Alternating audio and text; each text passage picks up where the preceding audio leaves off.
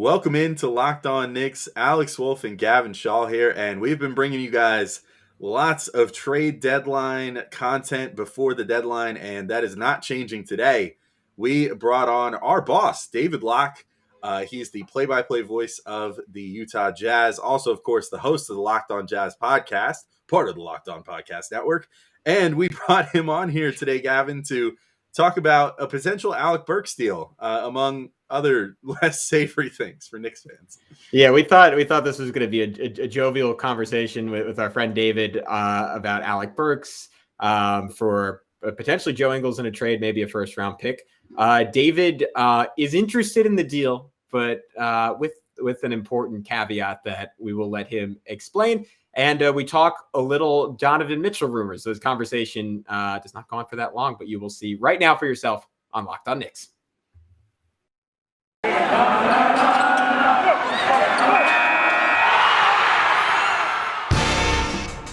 You are Locked On Knicks, your daily New York Knicks podcast, part of the Locked On Podcast Network, your team every day.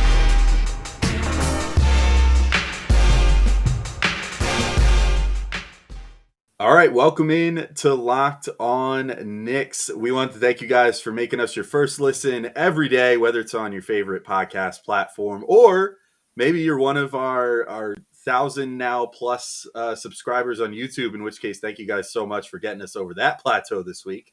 That was awesome. But regardless, thank you for making Locked On Knicks your first listen every day. I am Alex Wolf. I'm editor-in-chief of Knicks site The Strickland, which you can find at thestrick.land. And he is Gavin Shaw, your favorite play-by-play broadcaster's favorite play-by-play broadcaster.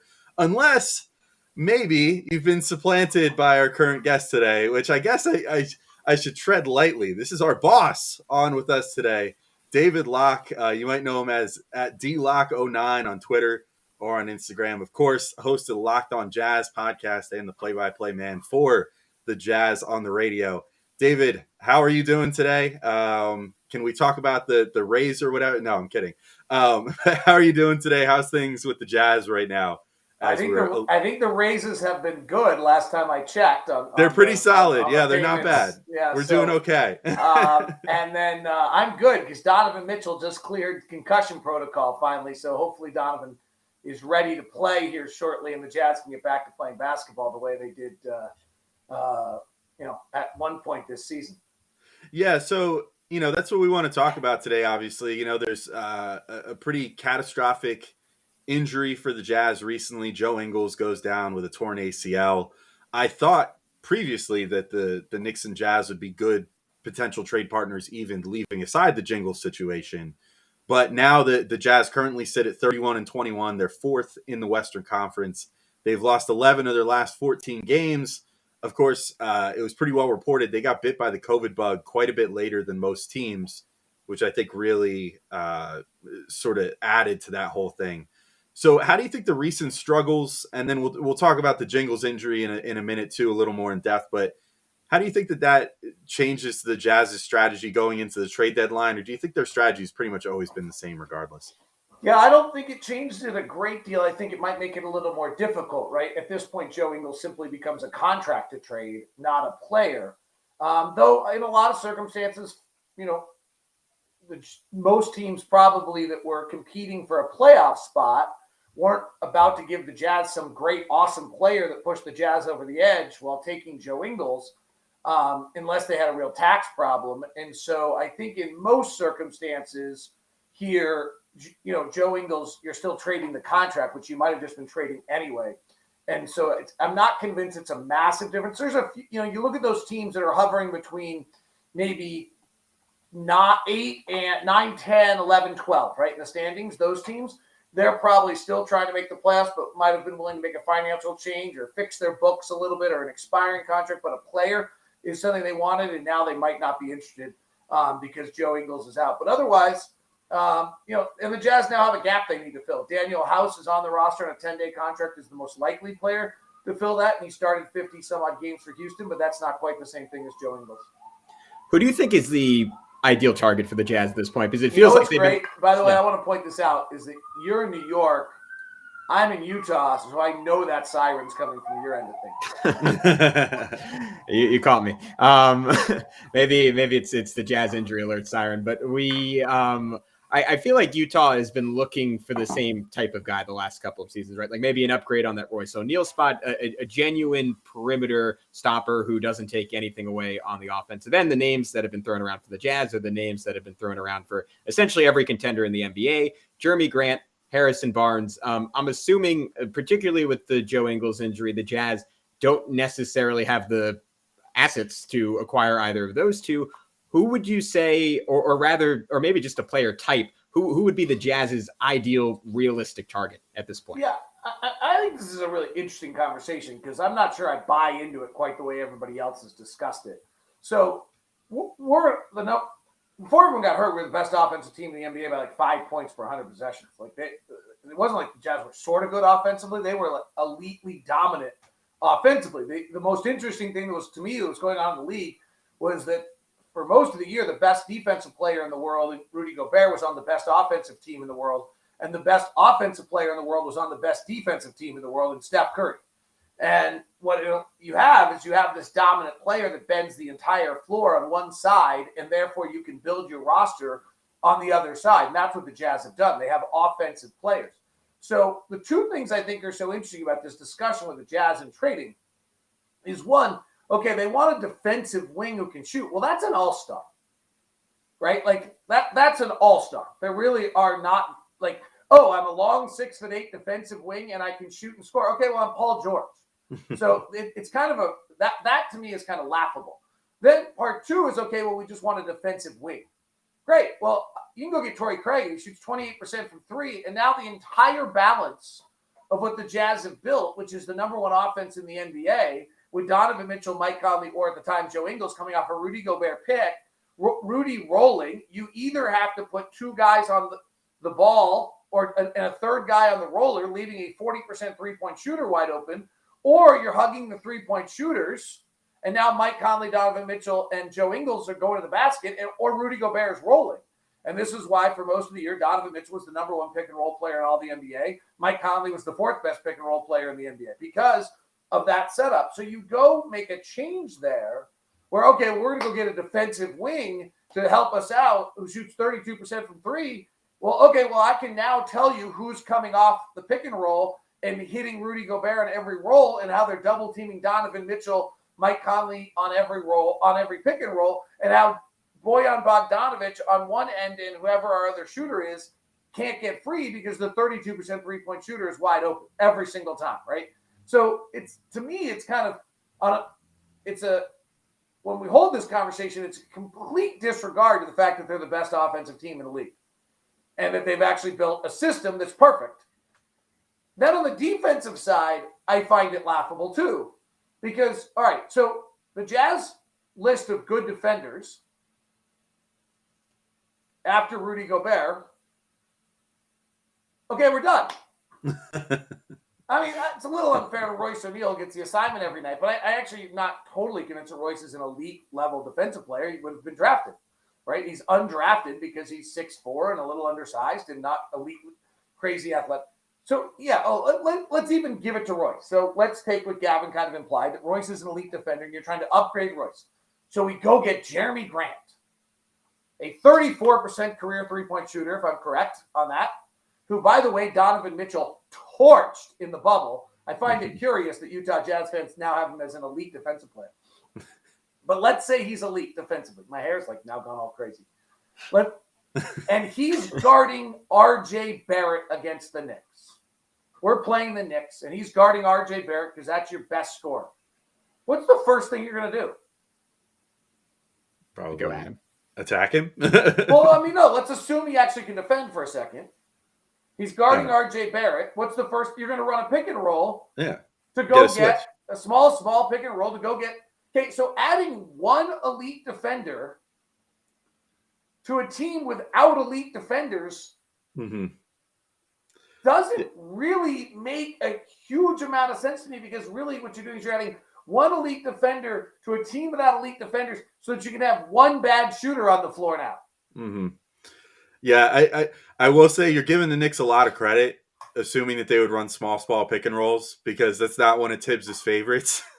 However, that is what in theory you would do.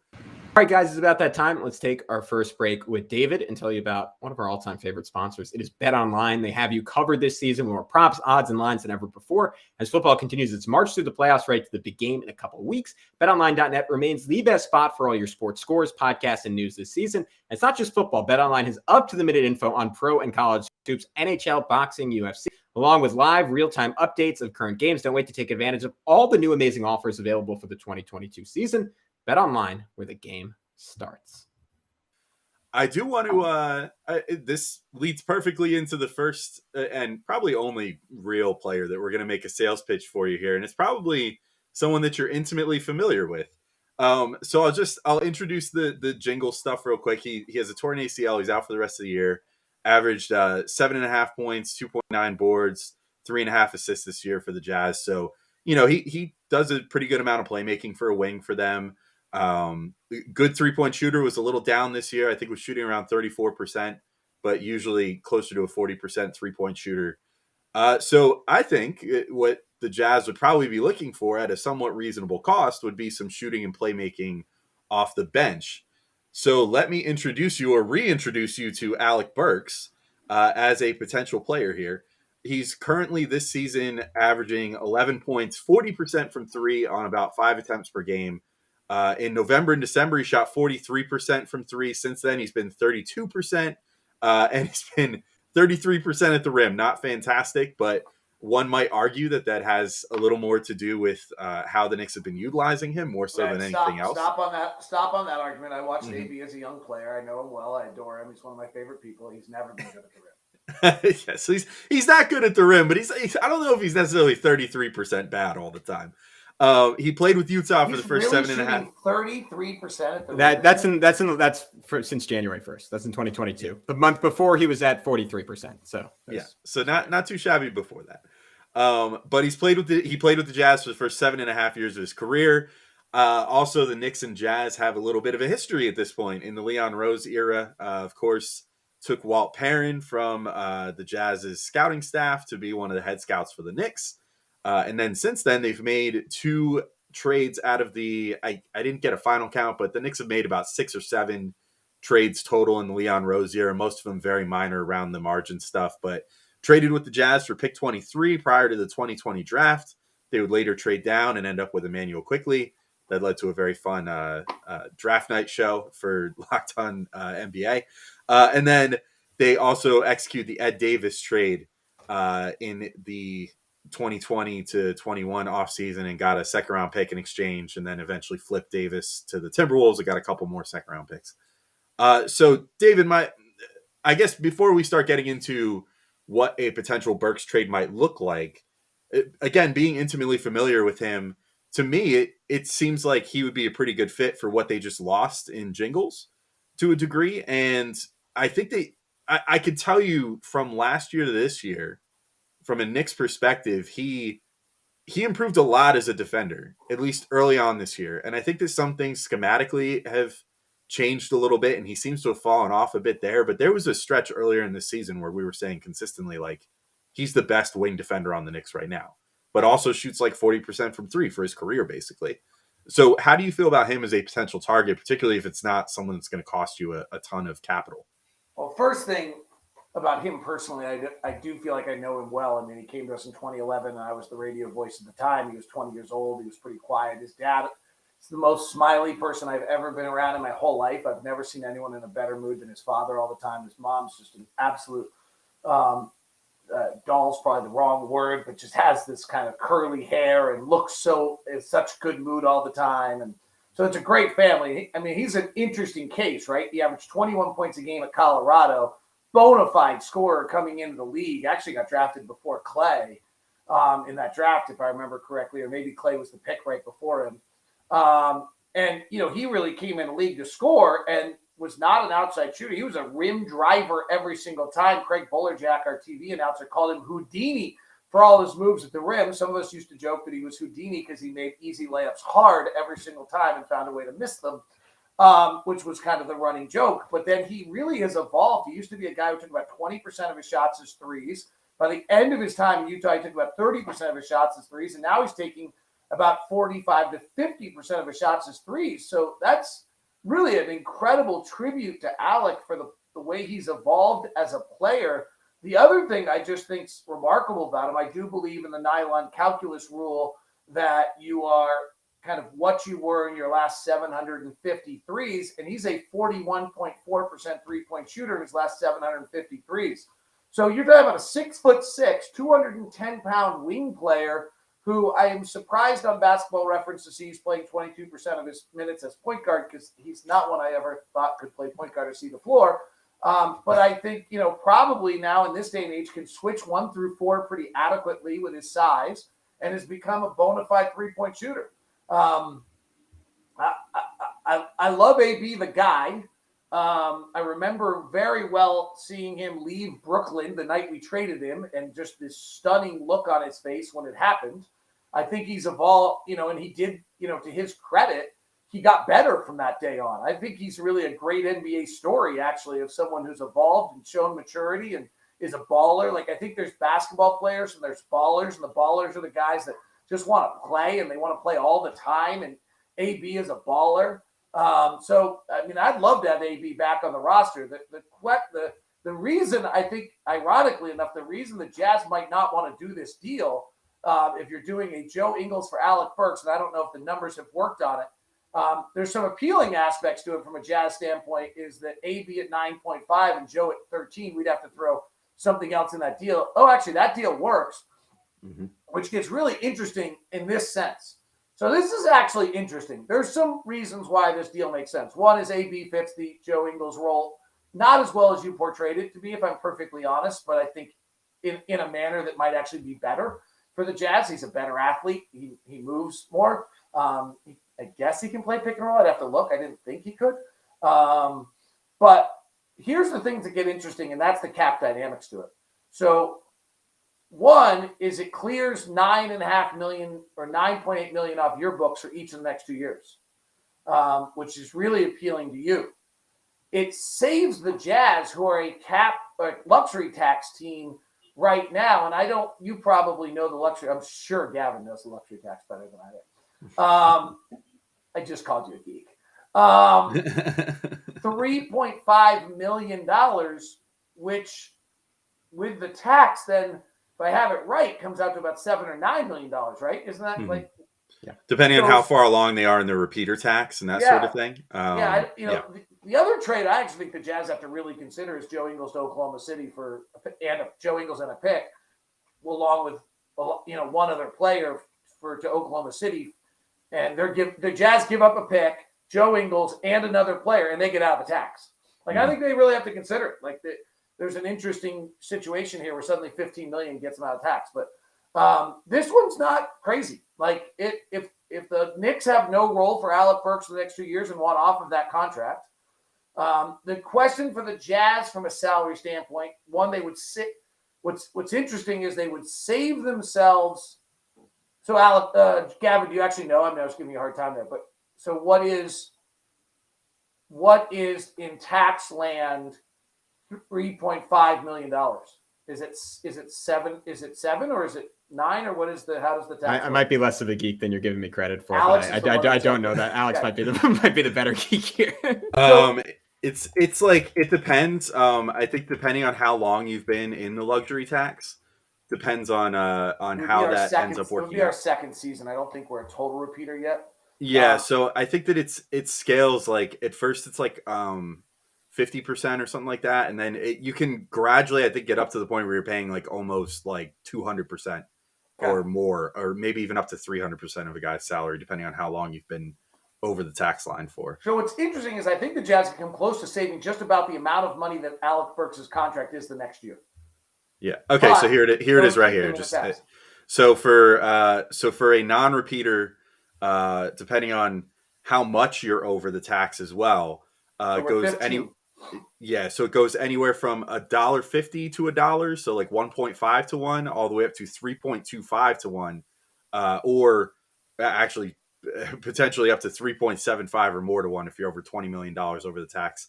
If you're on the repeater, which is, I think that's actually just if you do 2 seasons or more, then that goes up to at minimum $2.50 to $1 and up as high as $4.75 to $1 with an extra 50 cents for each additional $5 million over $20 million. So there's some reasons to do it. The reason the Jazz wouldn't want to do it is because they don't want to stay over the tax, and they would probably rather let Joe Ingles' contract expire in the offseason and then not fill that spot, because then that clears them $13 million off their books rather than clearing just $4 million.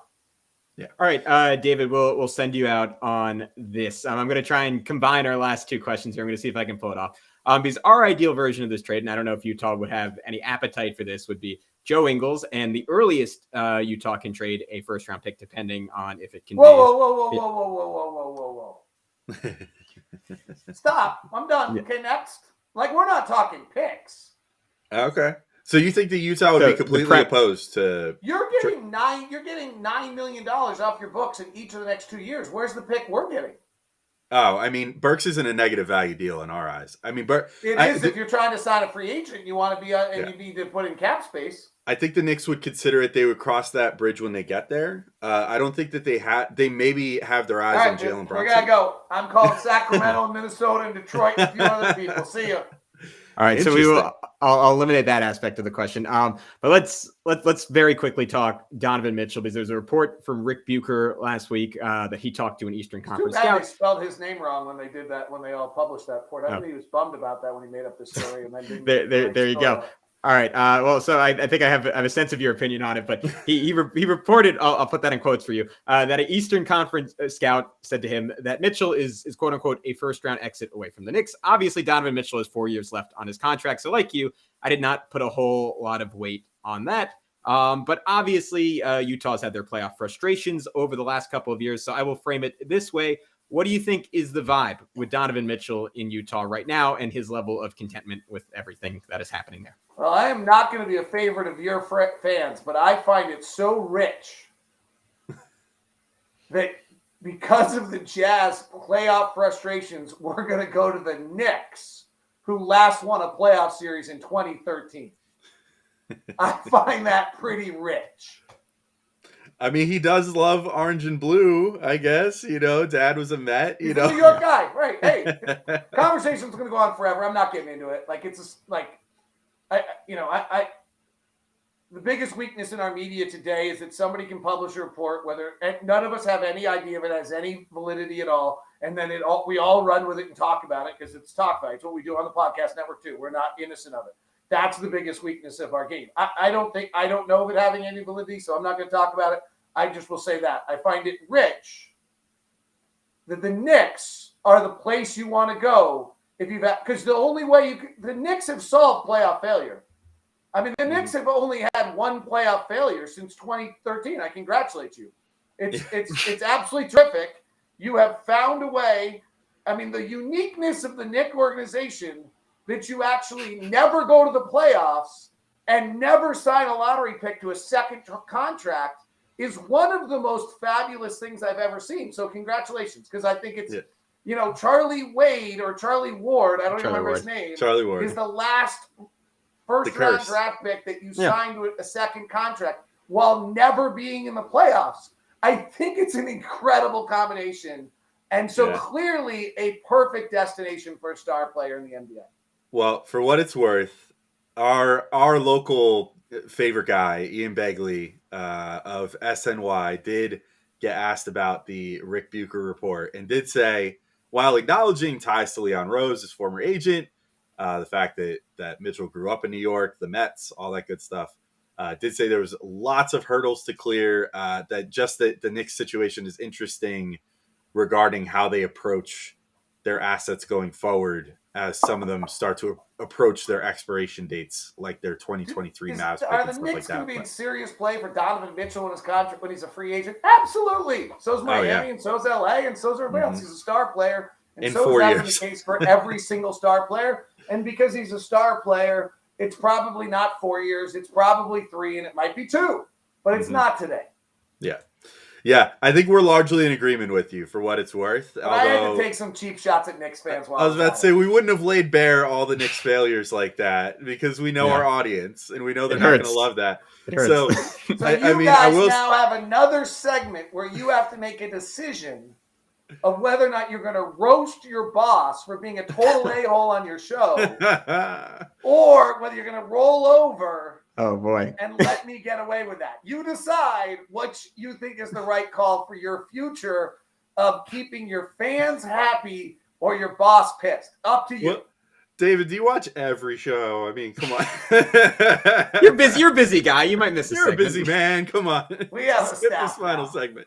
All right. Well, David, thank you so much. Before we send you out, can you tell everyone, because I'm sure you've won a lot of fans over here today, where they can find all your work? Feel free to hit me up at DLock09 on Twitter. I love the troll. I asked for it. I'll take it. Trash talk me all you want. You deserve it because I gave it back to you. It's the beauty of our world. DLock09 David will give you all of the Rudy Gobert screen assist numbers you could ever want in your whole life. Top 5 most impactful player in the NBA. Oh, okay. See you. Bye, David. All right. Thanks so much for popping on, David. Appreciate it. All right, we're going to take our second break. Just a reminder, this episode is brought to you by Built Bar. It's the new year, so that means New Year's resolutions. If yours is about getting fit or eating healthier, make sure you include Built Bar in your plan. Built Bar is the protein bar that tastes like a candy bar, maybe even better than a candy bar. Built Bar makes it easier to stick to your resolution because it tastes so good, you'll want to eat it, unlike other protein bars, which could be chalky or waxy or taste like a chemical spill. You want to eat healthy, but it just gets so boring. By week 3, you might be thinking, this isn't worth it. Where's the chocolate? Well, sound the alarm, and I hear it.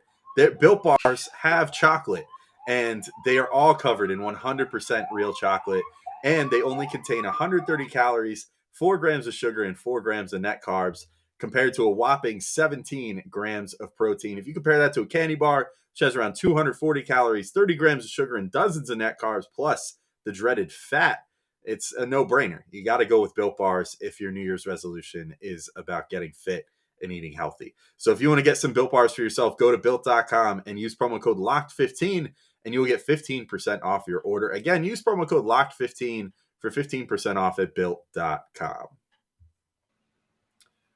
All right, and we're back for our third segment. We want to thank you guys for making Locked On Knicks your first listen. The NBA trade deadline is Thursday, February 10th at 3 p.m., and the Locked On NBA podcast will be covering it live from 2 p.m. to 4 p.m. Join Kim Becker, John Corrales, and Locked On Fantasy Basketball host Josh Lloyd to get analysis of every blockbuster move. Subscribe to the Locked On NBA YouTube and turn your notifications on so you know when they go live.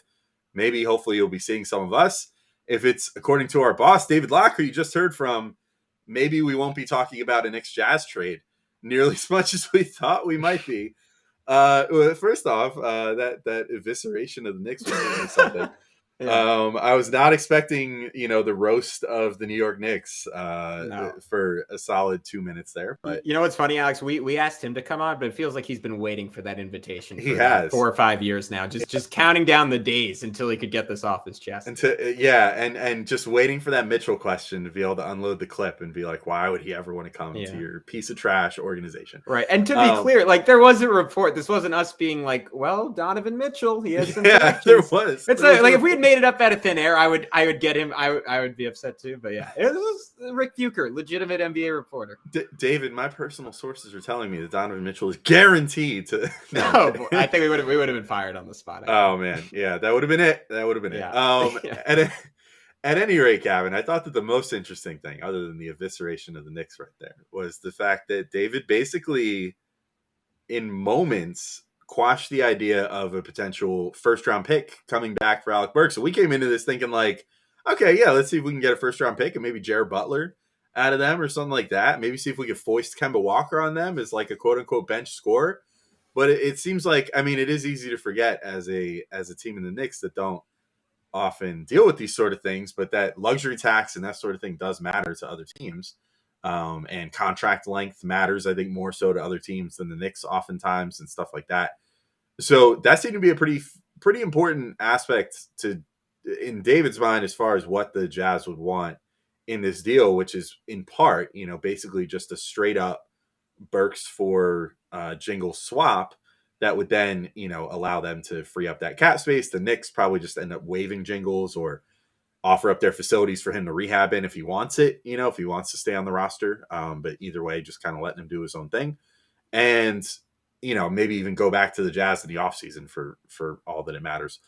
But he was very dismissive of the first round pick thing. And the way he was talking, I don't think that the Knicks would even be able to try to get like a Jared Butler off of them, which I thought would just be sort of an interesting, piece to try to grab to finish off the trade. Like, what was your reaction to that? It took me off guard, but we didn't have a ton more time to talk about it with him about why that would be so off the table. I was hurt, Alex. I was hurt. No, I think so. Here was his core conceit, right? Was that Utah healthy was already an NBA title contender, and any substar player that they could acquire wasn't really going to make a significant difference one way or another. And I think we should take David at his word on that, because this isn't me sucking up to my boss, just having been around him, exceptionally smart about basketball, and someone who spends an infinite amount of time with the Utah Jazz and is very much inside that organization. I think he would have a pretty good gauge of that. That being said, with Joe Ingles getting hurt, that changes the equation, right? Because Utah is not an extremely deep team, and they're really not an extremely deep team on the wing. And they got decimated last year by one of Joe Ingles or Bojan Bogdanovic just sort of getting picked out by a Clippers wing and getting torched over and over and over again. And to David's point, there isn't a player on the market who could solve that. But where Alec Burks, I think, defensively could be worth a first-round pick is that to David's own admission, is a better athlete than someone like Joe Ingles, and at the very least can cut down on the margin for error, right? Even if you're not going to totally stop that targeting that is sort of epitomizes playoff basketball, you can mitigate it a little bit with someone who is an average defender versus someone who is a below average defender. And in particular, with Joe Ingles now out, who comes into that spot for Utah? There isn't really another obvious name up. So I think the Jazz are in a position where they do sort of have to make a move. And he's understandably dismissive of the idea that Donovan Mitchell is going to be traded this offseason. I agree with that. I think it's ridiculous. I don't think there's any world where Utah would do that, even if Mitchell was kind of itching to leave, because he just signed, again, a 5-year extension. That being said, this is a team that lost in the first round 2 years in a row, then lost in the second round 2 years in a row. There's a palatable frustration in Utah. And last year in particular, they lose to a Clippers team that does not have Kawhi Leonard, and a team that I think if they're going to make a run, this sort of feels like the year. Like, is Rudy Gobert ever going to be better than he is now? Is Bogdanovich ever going to be better than he is now? Conley certainly isn't going to be better than he is now. So I think there's a case to be made that this team should very much be all in. And if we had a little bit more time with David, I would have asked him, all right, if not Alec Burks, then who is the guy you're going after? And if you're just going off of Joe Ingles or getting off of Joe Ingles and not getting anything back, I'm sorry, but I don't think that team is getting through Golden State and Phoenix and whoever else. Like, if Denver gets healthy, like, I would put them 4th or 5th in the Western Conference pecking order. Heck, we just saw how good Memphis was last night. Yeah, and the other thing too, I'm struggling to remember the Memphis pick. I know obviously was from the Conley trade, which is the pick that's coming up this year. What was the deal that they made with Oklahoma City where they exchanged the first round pick to Oklahoma City? Do you remember? Doesn't Oklahoma City just have first round picks from everyone? Isn't that just kind of automatic? Yeah, I thought that maybe they just did, but it was an Oklahoma City and Utah transaction on, well, I guess they did something last summer and then did something a little more this year to adjust the protections or something. But to me, I'm like, I think this team would pay for a really solid role player to upgrade their team. And, to your point, it was for the Derek Favors trade. Okay. So, I don't know. I think that Utah has proven that they are willing to include a first round pick here and there to get a deal done. I would not be surprised if, for all the reasons that, we laid out with the connections to the Knicks and the fact that these two teams have been dealing with each other, pretty often in the Leon Rose era, thanks to that Walt Perrin connection. I wouldn't be completely surprised if they were willing. I don't think the Knicks, just like David said that the Jazz would just say, kick rocks if you're not willing to just take, salary relief or whatever, or not even sort of salary relief, long-term salary relief, but not short-term. Kick rocks if you're not willing to just do Jingles for Alec Burks straight up. If I'm the Knicks, I would say kick rocks if you're not going to give me something to make it worth my while, because There are teams that will give something worthwhile for Alec Burks. Yeah. Absolutely. His contract is not an albatross. a 40% 3-point shooter that's a good defender that's still sub 30 years old, if I'm not mistaken. I think he's still 29, or maybe he just turned 30. But, a player of Burks' caliber that's shooting 40% from three and does everything that he does on the court is not a player that you just kind of like get for free. So I wonder how much that was David's brain kicking in versus what he thinks that the organization would do. But to me, I don't think it's so much of a no-brainer that the Knicks would ask for like a first-round pick for Burks, particularly if they're taking back a guy that they're saying, okay, we'll do you a favor and save you on your luxury tax bill this year, and we're just going to eat the salary of this guy that we have no intention of keeping, that's probably going to go back and re-sign with you this offseason, if we're being honest. Like, the Knicks are not just going to be like, oh yeah, we're so desperate to get off Alec Burks, because the reality is that if it hits this coming, free agency period and they need to shed some money, Alec Burks will have value this coming free agency period too. And they could just as easily probably on the same day, find some team to at least give them a 2nd-round pick or a pair of 2nd-round picks or something for Alec Burks in the offseason, as they could at this deadline. And so that's kind of where I stand with it. Like, I think maybe there's a little more chance that there could be a deal to be made here than David does, if I'm looking at it from my perspective. But obviously, like you said, he's a guy that literally lives covering that team, which I guess we could say we kind of do for the Knicks now too. But he's literally with them on the road and everything else too. Yeah, so I think we don't get hangout privileges. Exactly, yeah. So I think if anyone has a good feel for what they're thinking, maybe it's David, and maybe our whole thought of a potential Alec Burks to the Jazz deal is more of a pipe dream than we think. But I think it's something that could definitely happen. I guess we'll have to see when the trade deadline comes, but I would not be surprised if it happened. However, after talking to David now, I wouldn't be surprised if it doesn't happen too, if that's really how the Jazz are approaching this whole thing.